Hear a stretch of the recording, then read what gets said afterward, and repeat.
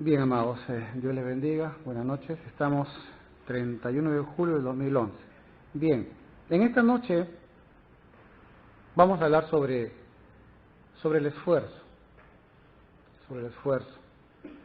cómo esforzarse, qué dice la palabra de Dios en cuanto al esfuerzo. Y para eso vamos a tomar varios textos de la palabra del Señor. Ya la mayoría de ustedes lo conocen, así que solamente voy a hacer un pequeño redondeo, vamos a merodear por ahí por la palabra y desde la palabra entender de qué manera Dios demanda en nosotros 1, 2, 3, o es un esfuerzo permanente. Cuando el Señor le dio la palabra a través de Moisés al pueblo, los comentaristas de la época, los jajamí, los sabios, estamos hablando de la época de Moisés, su entorno, su cultura, ellos decían de que la palabra de Dios fue dada a través del fuego, del agua y del desierto. Son tres cosas que aparentemente no cuestan nada. Usted puede tomar agua, va usted a un río, toma agua, fuego, usted lo puede prender, lo llevar a cualquier parte, y en el desierto a usted no le cobran alquiler, no le cobran nada, gratis. Aparentemente la palabra de Dios fue dada en ello. Pero hay un cuarto elemento que es más gratis todavía y que no requiere ni un esfuerzo: el aire. Usted no le cuesta nada respirar. Durmiendo, usted respira inconscientemente y no cuesta absolutamente nada. Pero dice la palabra que cuando Dios le dio la Torá, la palabra al pueblo, lo hizo a través de la montaña. Dios bajó en una nube espesa, Eso está en Éxodo 19:9. No lo busque, solamente es para que usted más o menos sepa y que también los que están escuchando acá entiendan dónde está. Éxodo 19:9 dice que Dios bajó sobre una nube espesa. Los comentaristas dicen, ya se acuerdan cuando hablamos de esa nube espesa en Egipto, se acuerda que nadie se podía mover porque se podía palpar inclusive esa nube. Bueno, en este caso también así. Pero dice que en esa nube, los comentaristas de la época dicen que esa nube era irrespirable, no dejaba respirar. Y Dios detuvo la respiración al pueblo de Dios. Y el pueblo de Dios escuchó la palabra, y por eso es que usted va a encontrar que el pueblo de Israel dijo: todo lo que Jehová diga, hacemos. Fácil no recibió el pueblo de Dios la palabra. Dios levantó la montaña, al pueblo lo puso debajo, y el Señor en una nube espesa prácticamente lo dejó sin aire al pueblo. Y porque más adelante el texto dice: para que me teman. O sea, la palabra de Dios también fue dada con un esfuerzo y le costó al pueblo de Dios. No fue así nomás de gratis. Así hablan los comentaristas de la época. Pero bueno, entonces, el agua significa humildad, porque el agua viene de las alturas y va también va a las alturas y también va hacia los humildes. El fuego simboliza fuego consumidor, la palabra que consume, la palabra que cambia, que transforma. El desierto involucra fe, porque había que tener fe para vivir en el desierto, amados. Hoy en día los científicos, los arqueólogos se quedan asombrados cómo en el desierto han encontrado tumbas de gente que ha vivido en el desierto, y los científicos dicen: ¿cómo puede vivir gente en el desierto? Bueno, la Biblia dice que hubo un pueblo que por 40 años vivió en el desierto, bebiendo del agua. Dios le daba su agüita, comían el maná. Era una cosa increíble cómo en uno de los peores desiertos del mundo no hay absolutamente nada, sin embargo se han encontrado los restos del pueblo de Israel en el desierto. Entonces, el desierto involucra fe. Hay que tener fe para vivir en el desierto. Aquí vemos que también involucra un esfuerzo. Hasta ahí la primera parte de lo que tampoco fácil, amados hermanos, recibir la palabra no es así. Involucra todo un sacrificio. Aquellos que han tenido una experiencia con el Señor, aquellos que han tenido un encuentro con Jesucristo, ellos han dicho: hasta que por fin mis problemas mis problemas se acabaron tus problemas antiguos, ahora vienen otro tipo de problemas, con otro tipo de condiciones, de tal manera que el Señor, para que usted y yo podamos continuar, tenemos que esforzarnos. Dios le dijo a Josué, esfuérzate y sé valiente. Jesús dijo, el que venga en pos de mí, abnéguese, bitul, abnegarse, esforzarse. Entonces, por lo tanto, es importante que podamos entender esto, no ser pasivos en cuanto a la palabra de Dios, sino entender que todo involucra un esfuerzo. Ser hijo de Dios involucra también la abnegación, el esfuerzo, ser afirmado, resuelto, ser obcecado. Este es muy terco. La terquedad es buena para lo bueno. Para lo bueno es lo bueno y para el reino de Dios se necesita de hombres y mujeres tercas en el Señor. Hasta ahí, la primera parte. La otra parte tiene que ver con Mateo. Yo quisiera ir con usted rápidamente, ahora sí. Mateo. En Mateo capítulo 1, usted va a encontrar una lista del libro de la genealogía.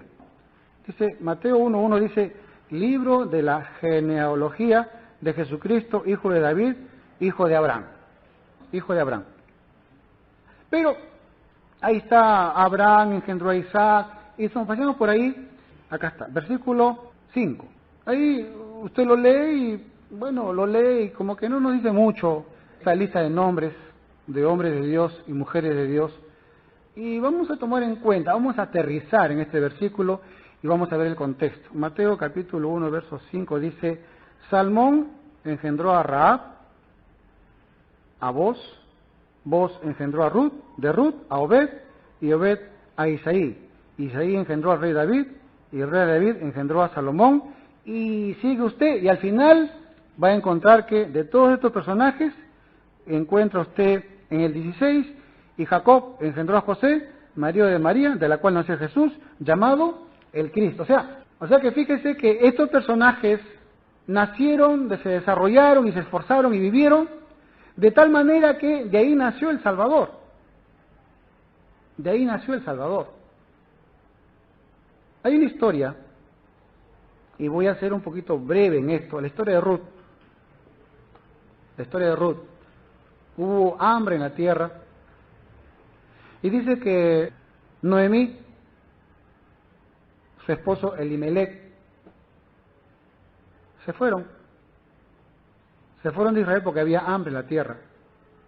Los comentaristas de la época decían de que como Elimelec era una persona próspera, muchos le pedían limosnas, y porque había hambre, pues, y los pobres pedían y no había paz para ellos.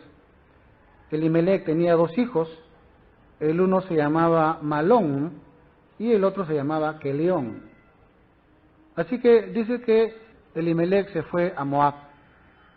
Hagamos la cuenta que, ubíquese usted, acá está el Pacífico, acá está el mar, estamos acá en Jerusalén, y Moab queda para la parte de Chosica, por allá, Moab. Moab, si usted ve el mapa, se va a encontrar que Moab queda por el mar Muerto, lo que es Irán hoy día. Bueno, hasta ahí se fueron. Y dice que Elimelec, esposo de Noemí, se murió en Moab. Y luego también murieron sus 2 hijos. Y al final Noemí quedó viuda y las 2 nueras viudas. Y encima, sin hijos. Vino hambre en Moab. Entonces, la palabra cuenta que Noemí dice que se enteró que el favor de Dios regresó a Israel. Entonces, Noemí dijo, estoy en un país extraño, evidentemente sabemos que las leyes de esa época no daban ventaja a las viudas. La viuda simplemente se moría y si el esposo alguien no lo reemplazaba, el hermano, simplemente la viuda se quedaba sin nada. Y estas 3 viudas se quedaron sin nada. Pero estas 2 chicas, estas 2 eran pues gentiles. Prácticamente los hijos, en vez de casarse con judías, se casaron con gentiles. Entonces, en esa parte pecaron contra Dios. Y ahora, la Biblia habla mucho sobre los nombres, y los nombres tienen que ver mucho con el significado. Uno de los hijos se llamaba Malón. ¿Sabe qué significa Malón? Enfermizo. El otro se llamaba Kelión. Kelión significa que es delicadito y que es decaído de miembros. No era enfermizo, pero sí era todo debilucho. Y evidentemente, pues, no duraron y simplemente murieron. Bueno, Noemí dice, bueno, me voy a mi tierra. Pero habían hecho tanto cariño, tanto amor, Ruth y Orfa, que quisieron regresar con su suegra. Y aquí viene el quid del asunto. Ruth y Orfa, moabitas, gentiles, paganas, ellas eran hijas del rey, no eran cualquieritas, eran princesas. Pero se habían impactado tanto con el pueblo de Dios, ellas habían gozado en parte lo que significa vivir dentro de los cánones de la palabra de Dios. Evidentemente que la cultura de Dios es totalmente diferente a la cultura pagana, totalmente diferente. Los valores que se mantienen en el reino de Dios son totalmente diferentes a los valores en el mundo. Se impactaron de tal manera que lo primero que quisieron las dos era irse con Noemí. No nos quedamos en Moab. Vemos el valor de tu pueblo, vemos el valor de tu fe, vemos el valor de la ley de Dios y queremos a ese Dios. Así que Noemí hace los planes y estando ya caminando para entrar al desierto, Noemí se voltea y le dice a las chicas, váyanse a su pueblo. Ustedes no, ¿para qué les voy a afligir más? Más o menos ellas tenían más o menos de 40 años, Noemí más o menos tenía 80, 90 y era imposible que Noemí... Y Noemí por tercera vez le dice a las chicas no. Y dice que Orfa, cuando avanza, entra al desierto, se acerca a donde Noemí y le da un beso. Y llorando se despide y Orfa se regresa a Moab.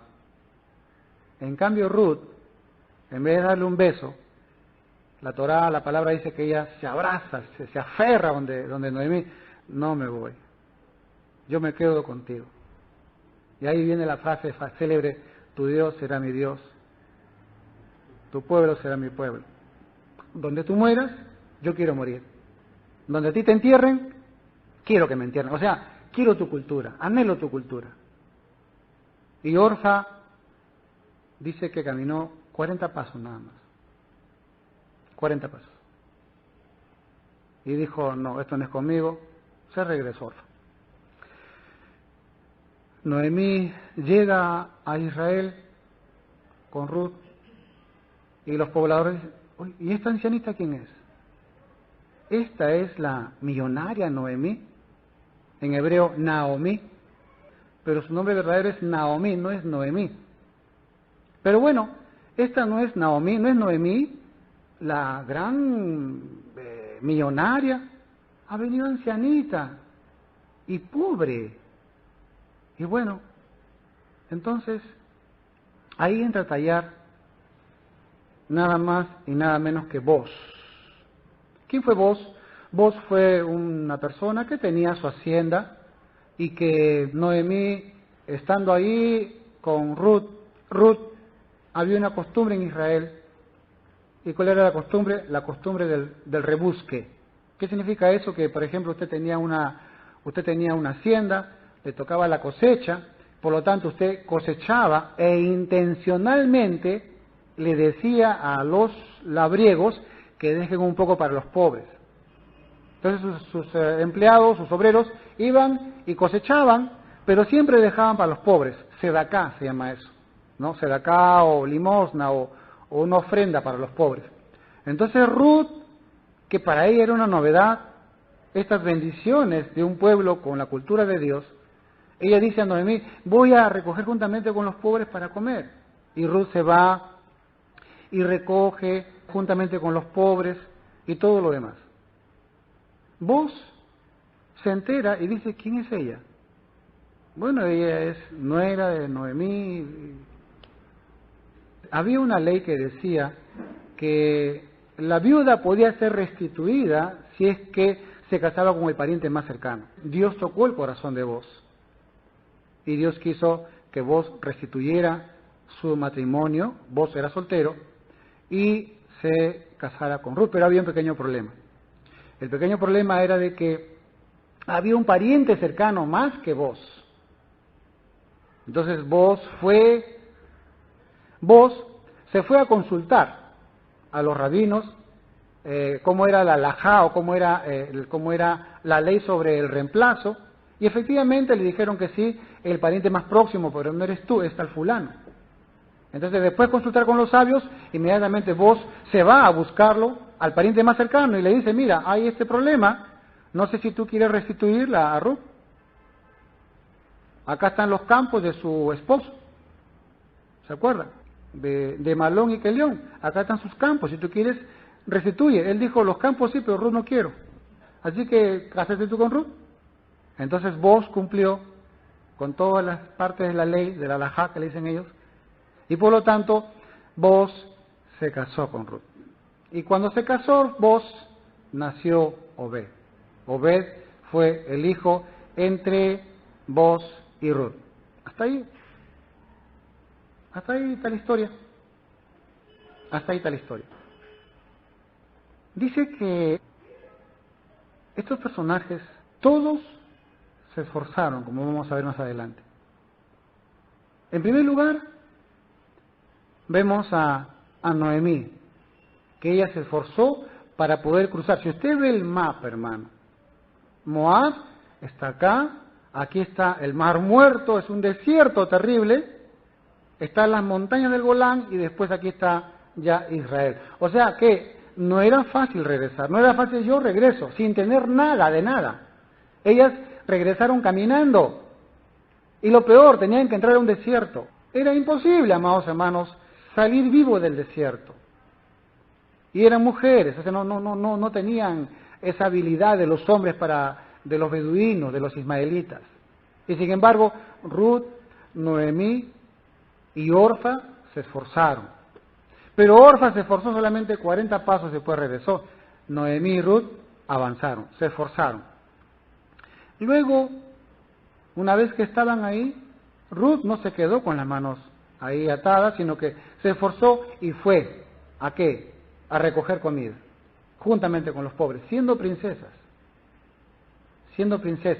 Pero Ruth entendió que en la ley de Dios la humildad era muy importante. La altivez de corazón no trae bendición. Dios resiste al soberbio y da gracia al humilde. Siendo princesa, ella simplemente fue con los pobres y así fue como también Dios tocó el corazón de Boaz, y Boaz dice que se apresuró inmediatamente a consultar con los sabios qué es lo que había que hacer para poder restituir a esta mujer, y también una vez que le dijeron que sí, se fue a buscar al otro pariente, se esforzó, le propuso, él dijo no quiero, bueno, entonces ahora sí, con toda la ley, me caso.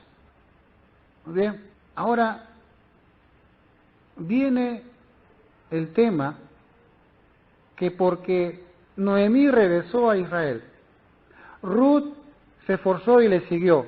Boaz de 400 años, Boaz tenía 400 años, Ruth tenía 40 años. ¿Sabe lo que pasó? Boaz se casó con Ruth y al día siguiente murió. ¿Sabe qué pasó con ese matrimonio?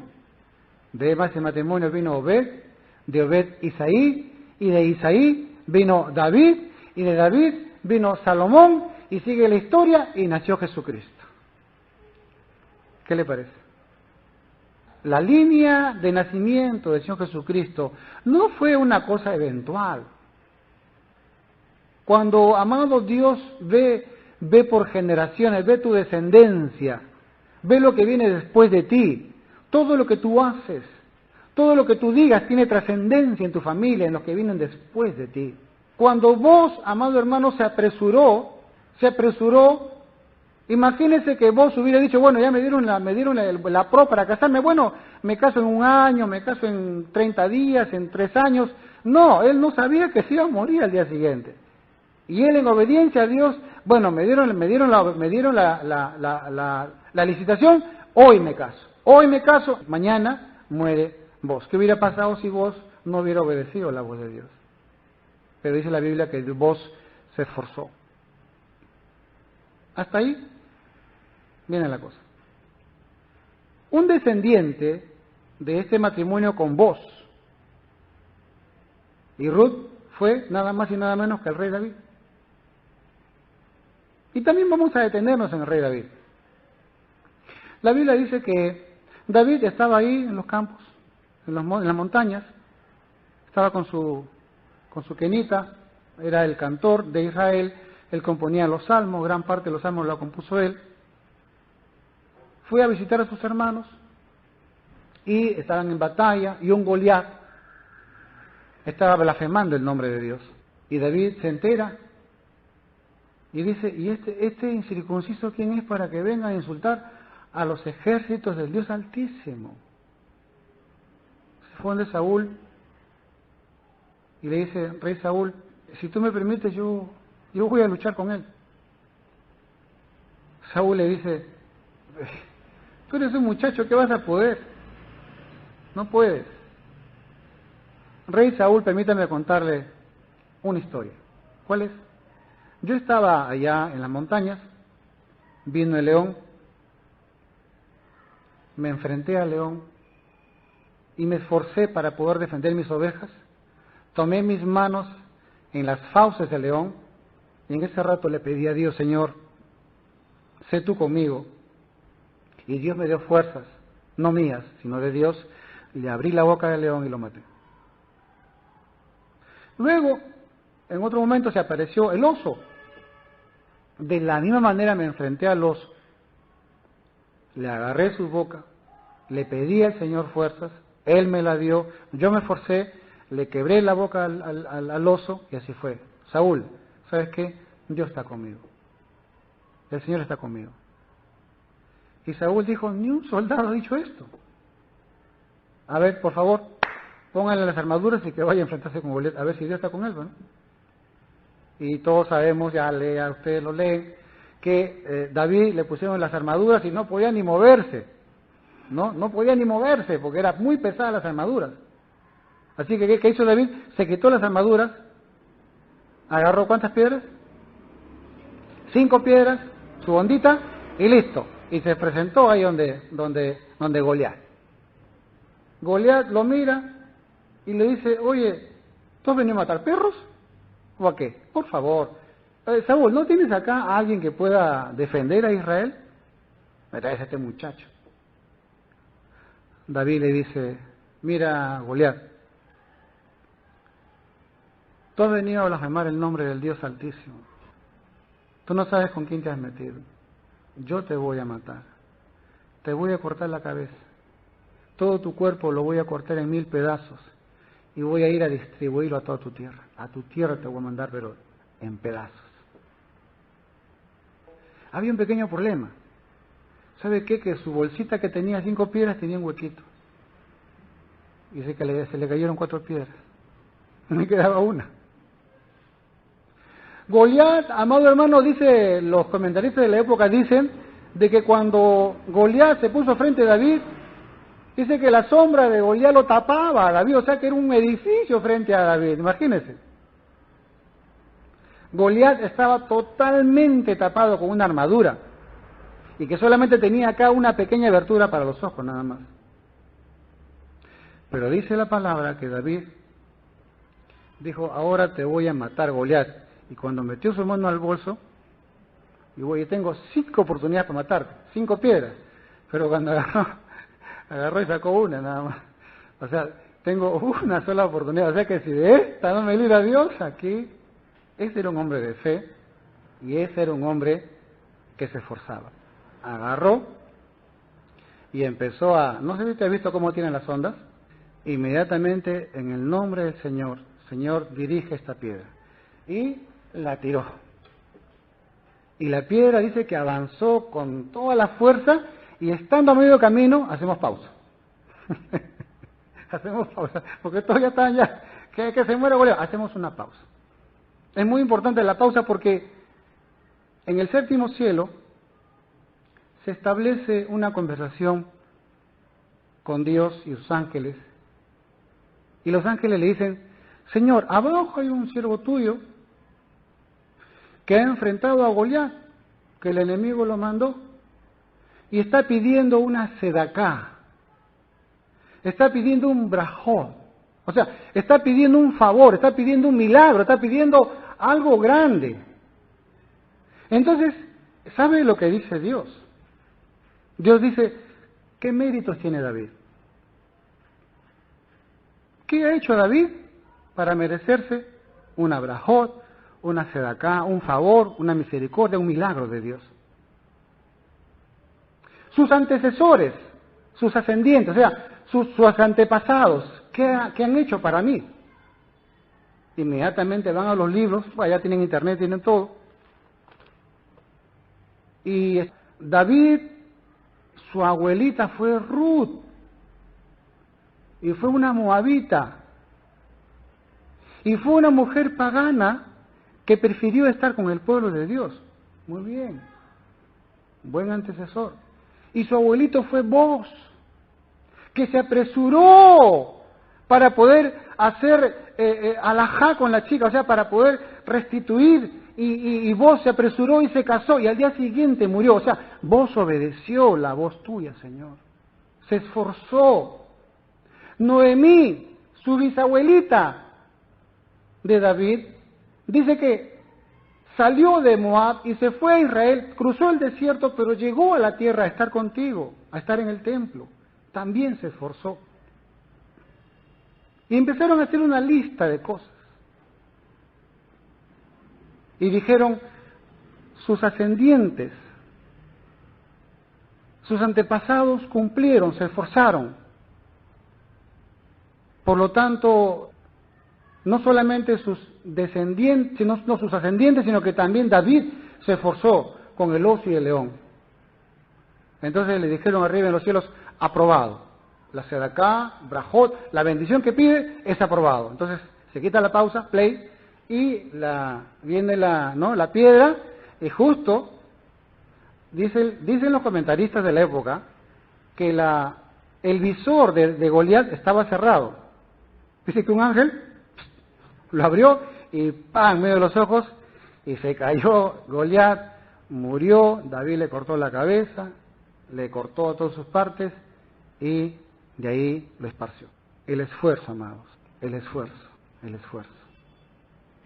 Dios nunca te va a pedir lo que tú le pides si es que primero tú no haces tu esfuerzo. Noemí caminó. Noemí se humilló. Ruth renunció a su pasado pagano para adquirir una nueva cultura, la cultura de Dios. Boz, ya siendo abuelito, él dijo, habiendo estado soltero toda su vida, dijo, voy a restituir a esta mujer. Porque también Boz era paisano, era familiar de Elimelech, el que fue esposo de Noemí. Y me voy a casar con Ruth. Cumplió su labor, Boz se murió al día siguiente. Y de ahí nada más y nada menos que nació Obed. Obed significa que no vio a su papá, en el hebreo. De ahí Isaí, y de ahí David. Y después salió Salomón. Y sigue la historia y nace Jesucristo. ¿Qué es lo que, amados hermanos, entendemos con esto? De que el esfuerzo, el vitul, abnegarse, es parte importante de lo que tenemos que hacer. Dios no va a dar a nadie si es que no te mueves, si es que tú eres estático. Ponte a pensar que tú te vas al mercado, el mercado está lleno de cosas, lleno de alimentos, tienes hambre, y tú alzas tus ojos al cielo, y la gente te dice, está loco, ¿qué le pasa? ¿Qué tiene? ¿Qué quiere, hermanito? Está con tu Biblia, ¿no? Quiero mangos. Sí, pero anda, ve y haz algo, limpia, barre, trapea, esfuérzate para que puedas conseguir algo de Dios.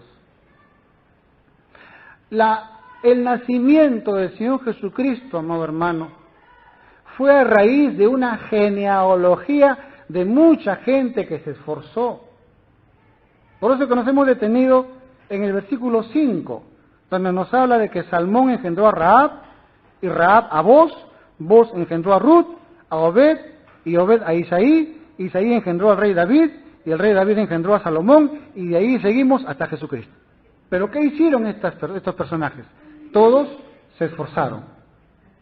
Todos se esforzaron. Entonces, en esta vida, amado hermano, Dios nos ha dado la virtud del esfuerzo. Dice la palabra de Dios, y escuche lo que le voy a decir, que desde que el hombre salió del Edén, salió con la actitud hacia el mal, la disposición hacia el mal. Y eso no lo puede cambiar nadie. Es imposible que un hombre quiera cambiar sin Dios. Y aquí quiero también aprovechar este tiempo para poder aclarar con respecto a que cuando se habla la sangre de Jesús nos limpia todo pecado. La sangre de Jesús nos limpia todo pecado. Ahí prácticamente estamos emulando a los vampiros porque la sangre de Jesús nos limpia todo pecado. Cuando el pueblo judío celebraba la fiesta de la Pascua, y esa fiesta se celebraba lo que después se le llamó la Santa Cena, que es un invento del siglo XVII, los judíos todos los años, entre marzo y abril y mayo, depende del calendario que alcance, ellos comían un cordero. El Señor dijo claramente que la sangre del cordero sea untada en los dinteles de las puertas para que cuando venga el ángel de la muerte no toque a los hijos de Israel. Y fue así, y en esa noche vino el ángel de la muerte y los judíos derramaron la sangre sobre los dinteles de las casas, el ángel de la muerte pasó y murieron todos los primogénitos, y esa noche fue la liberación del pueblo de Dios hacia la tierra prometida. Dejan a Faraón, dejan a aquel que los tenía esclavos, aquellos que le causaban sufrimiento, y ¿qué pasa? Que por la sangre del cordero hace que no mueran los primogénitos. ¿Qué significa eso? Significa que, amado hermano, Satanás ya no va a matar tu descendencia de bendición. La sangre del cordero, ¿qué era lo que implicaba? Implicaba que ya tu descendencia no iba a ser maldita, sino que los hijos de tus hijos y de tus hijos iban a ser totalmente benditos. Ya no era más tiempo de sufrimiento. Una cosa es sufrimiento, otra cosa es dolor. Dolor, como la mujer que da luz, duele, pero después viene la alegría. Es eventual el dolor. La abnegación, el esfuerzo causa dolor, pero es eventual. En cambio, el sufrimiento es permanente. Israel estaba en un sufrimiento permanente cuando era esclavo. Pero Dios, en su misericordia, permite que ese cordero, esa sangre del cordero, haga que el ángel de la muerte ya no venga sobre ellos, sino que ahora ellos tenían que caminar. Pesaj, Pascua significa salir apresuradamente. Si Dios te manda algo, tú tienes que hacerlo ya. Vos dijo, me caso, tengo luz verde, sí, hoy me caso, no mañana, no pasado. Escuche lo que le voy a decir. ¿Se acuerda cuando la piedrita estaba en trayecto hacia la cabeza de Goliat? Arriba en el cielo se habló y se dijo, David, ¿qué cosa quiere? ¿Qué bendición quiere David? Quiere matar a Goliat. ¿Y quién es Goliat? Y aquí viene, hermano, lo maravilloso de la palabra de Dios. ¿Sabe quién es Goliat? Goliat era nada más y nada menos que descendiente de Orfa, la hermana de Ruth. ¿Se acuerda? Eran dos viudas, dos nueras, Ruth y Orfa. Y Goliat era descendiente de Orfa. En otras palabras, hermanos, se estaba enfrentando David y Goliat. ¿Sabe que en otras palabras que eran primos? Y aquí viene la cosa. En el cielo dijeron, ahí tienes tú al descendiente de Ruth y al descendiente de Orfa. Muy bien, ¿qué hizo Ruth? Se agarró de Noemí, se agarró de la hija de Dios. ¿Y qué hizo Orfa? Le dio un beso y se fue. Abandonó. Entonces no tiene bendición.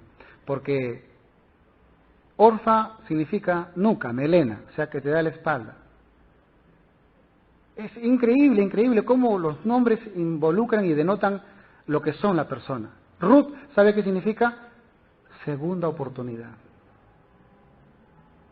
Ruth significa de nuevo, otra vez, o sea, insistir, insistir, insistir. Y arriba en el cielo dijeron, bueno, ahí tienes tú a 2 personas que sus ascendientes hicieron algo. Escuche lo que le voy a decir. Goliat salió por 40 días a ofender al pueblo de Dios y a ofender a Dios. Blasfemaba el nombre de Dios. ¿Y sabe por qué Dios le perdonó los 40 días? Porque su abuelita Orfa caminó 40 pasos en el desierto, hacia Israel. Y de ahí fue donde le dio el beso y se regresó. Solamente le permitieron a Goliat 40 días que blasfeme por su abuelita, que hizo siquiera algo hizo, caminó, pero después se arrepintió y regresó. Pero vino acá ya la orden de Dios, y dice la palabra que David en fe, no solamente tenía fe, no solamente levantaba los brazos, sino que él agarró la onda y empezó a luchar. Y no tenía 5 oportunidades, una sola oportunidad. Amados, en Dios, a veces, tantas veces que hemos tenido oportunidades para muchas cosas, y hemos dicho, no, después, no, ¿qué? No entendemos, amado, el efecto de lo que significa la bendición y la obediencia. La obediencia implica sacrificio, esfuerzo. Gratis no la vamos a llevar. La religión, y en eso voy a juntar a todo el mundo a la religión te dice que tú no hagas nada, que Dios lo va a hacer todo. Que tú solamente te pongas estático y que tú, inclusive la religión te dice que ayunes, que ores, que no te muevas, que no muevas ni un músculo, que solamente los músculos de tus lágrimas sean la que empiecen a fluir, pero tú no hagas nada. Pero acá la Biblia me dice que estos hombres y mujeres se movieron. Acá la Biblia me dice que estos hombres y mujeres dieron el primer paso. Acá me dice la palabra de Dios que David fue con 5 piedras. David fue y se enfrentó, no importa que le cueste la vida, pero él no podía permitir que blasfemen el nombre de Dios, y menos un incircunciso, como Goliat. Miriam, o María, la hermana de Moisés, dice que cuando entraron a la tierra prometida, dice que ella sacó su pandero y empezó a danzar, de alegría, porque se había cumplido salir de Egipto. Fue una danza, fue una alegría. Todos se maravillaban y decían, ¿de dónde sacó el pandero? Si pandero solamente es cuando hay fiesta, alegría. Y en Egipto, todo era tristeza. ¿De dónde sacó el pandero María? Pues miren, otra vez los comentaristas de la época dicen que María, la hermana de Moisés, dice que ya tenía el pandero y lo tenía guardado. ¿Sabe lo que decía ella? Va a llegar el día en que vamos a ser libres y este pandero va a servir para la alegría. O sea, por más que tú sufras, o estés encadenado a algo, va a llegar el día en que va a haber tu liberación. Pero tienes que prepararte para eso. Y María tenía ya su pandero. Póngase usted a pensar, una mujer que padecía sufrimiento en Egipto, todo era dolor, todo era tristeza, noticias tristes. Mucha gente murió, mucha gente sufrió en Egipto, el pueblo de Israel. Dice que cuando Faraón les aumentó la carga y ellos no tenían más argamasa, ¿sabe lo que hacían los capataces egipcios? Metían a los niños a la argamasa. Y esa argamasa lo metían a los muros. Los muros eran de 2, de 3, de 4, de 5, de 6 metros de ancho. Y ahí metían a los niños. Por eso que te voy a encontrar en los salmos, por ahí dice que tus muros lloraban. Era porque los capataces egipcios, como veían que los judíos no podían alcanzar a la meta, metían a los hijos de ellos ahí. Se sufrió mucho. Pero esta mujer, por más que sufría, decía, algún día va a haber mi redención, algún día mi rostro verá tu gloria, decía. Y guardó su pandero para la alegría, y Dios le confirmó, y Dios le premió a esa mujer de fe, ver la liberación de su pueblo. Hay un dicho que dice que el tiempo es corto, la carga es mucha, los empleados son flojos, y el dueño está que nos apresura. Ese es el dicho de un sabio judío de mucho tiempo atrás. Pedimos, pero no hacemos el esfuerzo. No hace mucho vino acá este mexicano que habla de la prosperidad, que no es cristiano.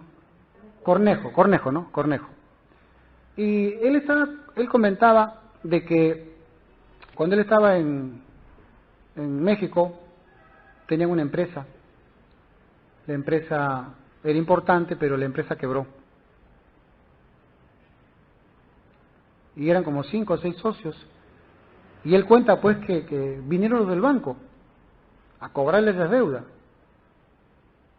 Y también eran tan importantes esta empresa que el banco les dijo, miren, si ustedes quiebran, quebramos nosotros. Así que mejor lo que vamos a hacer es, le vamos a prestar dinero, vamos a inyectar de dinero, vamos a reflotar la empresa. Tienen ustedes un año para sacar adelante, y si en ese año ustedes no reflotan la empresa, todos se van a la cárcel. Se inyectó dinero en la empresa, los socios como nunca trabajaron, y al siguiente año se hicieron millonarios. ¿Qué es lo que se necesitaba? Muchas veces, amados, nos esforzamos cuando vienen los problemas, Y este Cornejo también cuenta otra historia, que ellos cuando eran jóvenes, vivían en el campo. Dice que al costado del campo había un frutal, había bastantes frutas. Entre amigos, hoy vamos a comer frutas, sí, iban a robar frutas. Se saltaban por el muro, robaban frutas. El dueño hace tiempo ya lo estaba viendo, y el dueño tenía unos perritos chiquitos, ¿no? Unos chihuahuas. Y dice, claro, pues si los chihuahuas no le tienen miedo, se ríen de los chihuahuas, y dice que el dueño trajo Doberman, unos inmensos Doberman. Ahora van a ver lo que es bueno. Y para subir al muro, cada uno se ayudaban unos a otros para subir. Tiran de nuevo al frutal, el dueño suelta a los perros, a los Doberman, y cuando ellos empezaron a ver a los Doberman que venían, y miraron esos dientes grandotes, dice que ellos empezaron a correr, y ¿qué? Ayúdame, cada uno saltó el muro, y llegó al otro sitio. Y él saca una máxima, ¿no? Saca una máxima que dice, de acuerdo al perro es el salto. De acuerdo al perro es el salto. O sea, si usted quiere que se lo diga muy amablemente, depende de quién te muerde para que tú te esfuerces. Y muchas veces, amado hermano, nos olvidamos de este gran beneficio que tenemos. ¿Cuál es? El esfuerzo que Dios nos da. Dice la Biblia que nos va a dar fortaleza de donde no tenemos. Pablo todavía habla mucho más. Hablábamos de la sangre del Cordero que nos da la liberación. Cuando Jesús dijo, yo soy el Cordero de Dios que quita el pecado del mundo, el judío entendía perfectamente lo que Jesús quiere decir. El judío decía, nosotros que hace 3000 años recibimos la Torá, estamos hablando del año 1, y que año a año nos esforzamos guardando la ley celosamente en forma natural, que a veces lo hacemos por obligación porque es parte de nuestra cultura, y que sufrimos cuando somos adolescentes, jóvenes, adultos, y cuando llegamos a los 50, 60 para arriba, ahí recién entendemos, pero tenemos 60 años de sufrimiento guardando la palabra porque no es fácil.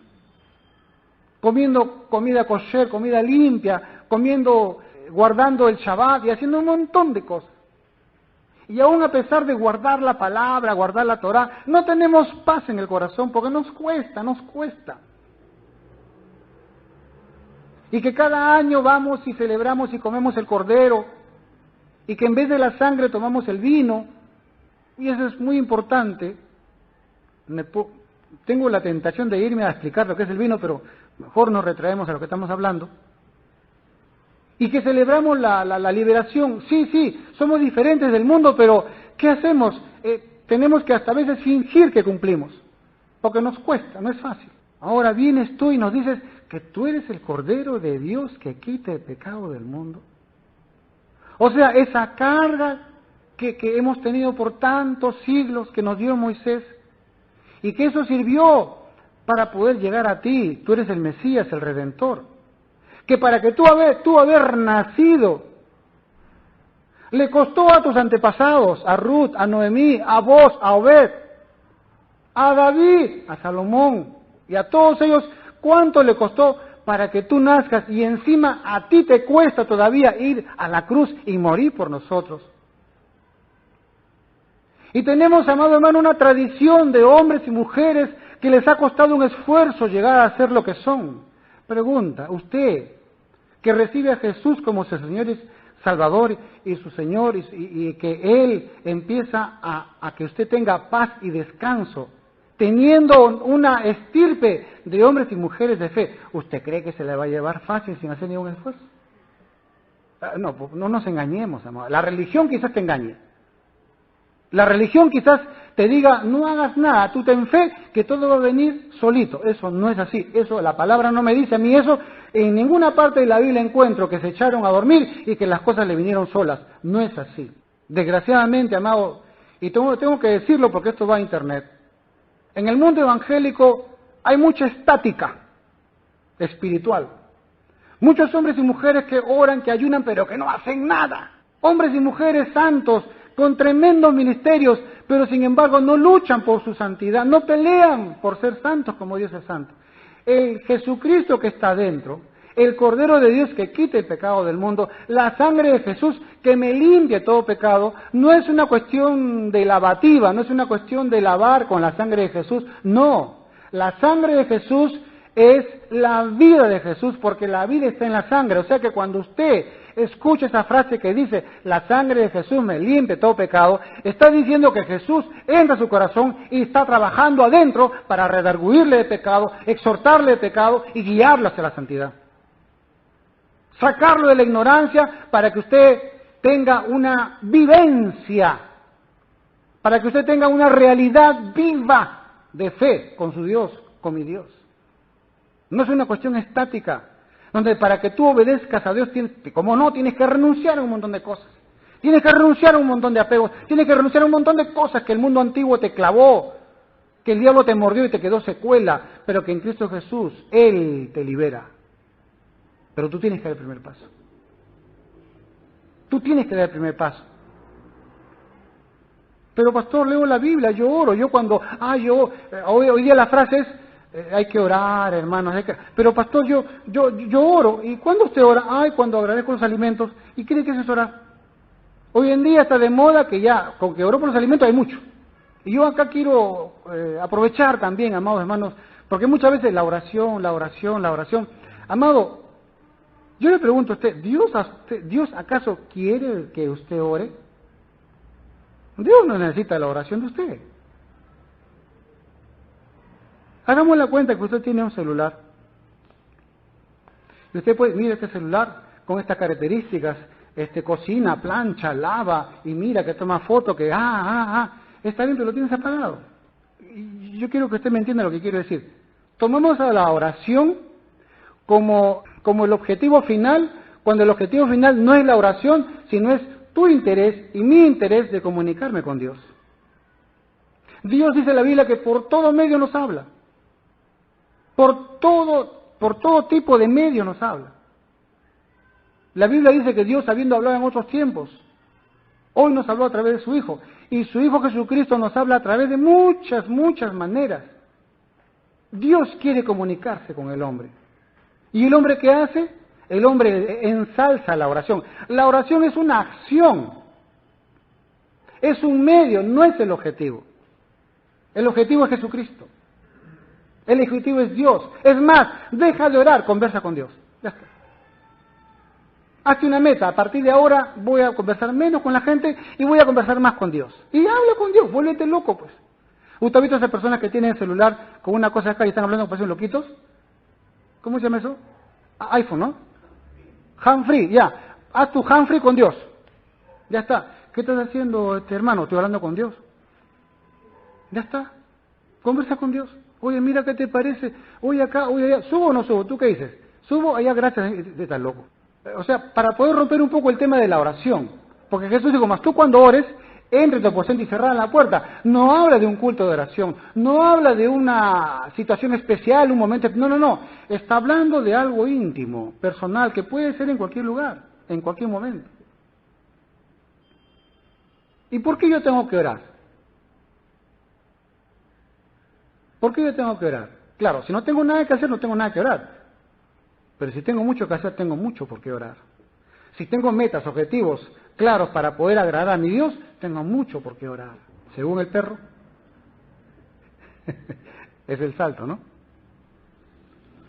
Aquí también quiero compartir algo maravilloso. Yo quiero ir con usted a Salmos 23, versículo 6. Salmos 23, versículo 6. Es un salmo que requiere que lo ubiquemos dentro del contexto de la vida de David. ¿Se acuerda de David? David se fue a pastar las ovejas allá en los montes, obedeció a su papá. Su papá lo llamó y le dijo, anda, ve a tus hermanos, dale comida al campo de batalla. David obedeció. David, amado hermano, estando pastando, cumpliendo su labor, vino el león, vino el oso, y con el favor de Dios los mató. Llegó a los campos de guerra y se enteró que había un incircunciso blasfemando. ¿Qué es eso?, dijo David. Él no lo pensó y dijo, yo lo voy a matar. O sea, se esforzó hoy, ahora, no lo dejó para mañana. Era un hombre que tomaba acciones inmediatas. Era un hombre, amado hermano, que él no lo posponía para otro día. Por eso fue el rey David. Por eso que en una parte el profeta Samuel le dice, mira David, haz todo lo que tu corazón desea, porque en tu corazón mora el corazón de Dios. Qué tremendo. Lo repito, Samuel le dijo, haz todo lo que tu corazón desea, porque en tu corazón mora el corazón de Dios. Escuche, usted no es David, pero en su corazón mora Jesucristo. No hay que ser David, solamente aceptar a Jesús como nuestro Señor y Salvador y comunicarnos con Él. Señor, ¿qué es lo que tú quieres? Porque Él está dentro.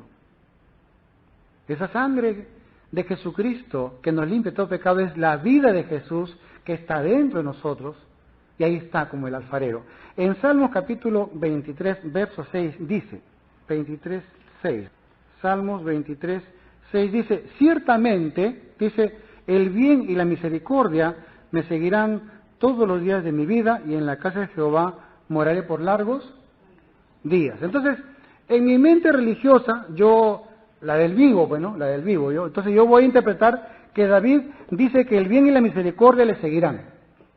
Es más, yo he visto pastores en televisión, no voy a decir nombres, muy famosos, que ellos dicen, vamos a ver, yo soy David, y sacan un hermano, y el hermano es el bien y la misericordia. Y el pastor se mueve por todas partes, y el hermano que es el bien y la misericordia se mueve se mueve para la derecha, el bien y la misericordia se mueve con David. Se va para la izquierda, el bien y la misericordia, sobre todo la teología de la prosperidad, se mueve con David. Donde va, el bien y la misericordia le seguirán a David. Esa es la teología evangélica. Pero eso no es lo que dice acá la palabra. Y por eso tenemos que recurrir de nuevo al hebreo. Cuando dice acá, ciertamente el bien, o sea, top, el bien, y la misericordia, la hetzet o la sedaká. ¿Qué es lo que David quería decir ahí? Lo que David quería decir era, ciertamente el hacer el bien, no es que el bien me persiga, no, sino que yo persiga el hacer el bien a los demás. David era un hombre que le hacía favores a todo el mundo. Él deseaba lo mejor de lo mejor para todo el mundo, por eso Dios lo escogió como rey. ¿Por qué? Porque David Hamelech, o sea, David el rey. ¿Por qué? Porque Dios quería lo mejor de lo mejor para el pueblo de Dios. Y David no se cansaba de hacer el bien, top. Y sedaká, o sea, el favor a los demás. No solamente yo deseo el bien, no solamente hago el bien, sino que también hago favores. Esa es la traducción correcta de este versículo. No era que el bien y la misericordia lo seguían a David. No. Él decía, yo quiero hacer el bien. Yo quiero hacer favores. Apunté acá lo que significa misericordia. Ciertamente el bien y la misericordia me seguirán. O sea, yo voy a hacer favor, me voy a portar derecho, voy a tener benevolencia, voy a ayudar, voy a ser bondadoso, voy a ser altruista, voy a desear lo mejor de lo mejor y voy a ejecutar. Acuérdese que la Biblia no está llena de hombres de fe estática. No, la Biblia está hombres de fe que se mueven, que toman acción. No espere, amado hermano, que le venga, que le caigan mangos del cielo. Eso no es así. No es así. Muchos queremos que la gente se salve, que la gente conozca a Dios. Vaya usted y predique. ¿Por qué tiene que esperar que el pastor vaya? Usted vaya y diga, Cristo te ama y se acabó. Ore por los enfermos. ¿Qué es mucho pedir eso? Nosotros no estamos presentándonos nosotros, estamos presentando a Jesucristo. Y bueno aclarar que todo lo que yo les hablo acá, me lo enseñan los maestros, ¿no? Esto no es parte tampoco, no es mía, no me pertenece. Esto yo lo comparto porque esto lo estoy aprendiendo y realmente es maravilloso todo lo que la palabra nos enseña. Y qué bueno es, amado hermano, nosotros vivir bajo una enseñanza genuina de la palabra de Dios. Según el perro, es el salto. Que eso quede para nosotros en esta noche y que aprendamos que Dios solamente se mueve a través de gente esforzada y valiente. Y que Dios nos dé valentía, que nos dé esfuerzo. En realidad, amado, ya nos lo ha dado ya. Porque no nos ha dado espíritu de cobardía, sino de amor y de dominio propio. La Biblia dice que Dios de antemano preparó todo un camino de obras buenas, top, gesed, sedacá, toda cosa buena para que usted ande sobre ellas. Con razón Pablo decía, y el Señor también decía, no nos cansemos de hacer el bien, top, y de tener misericordia.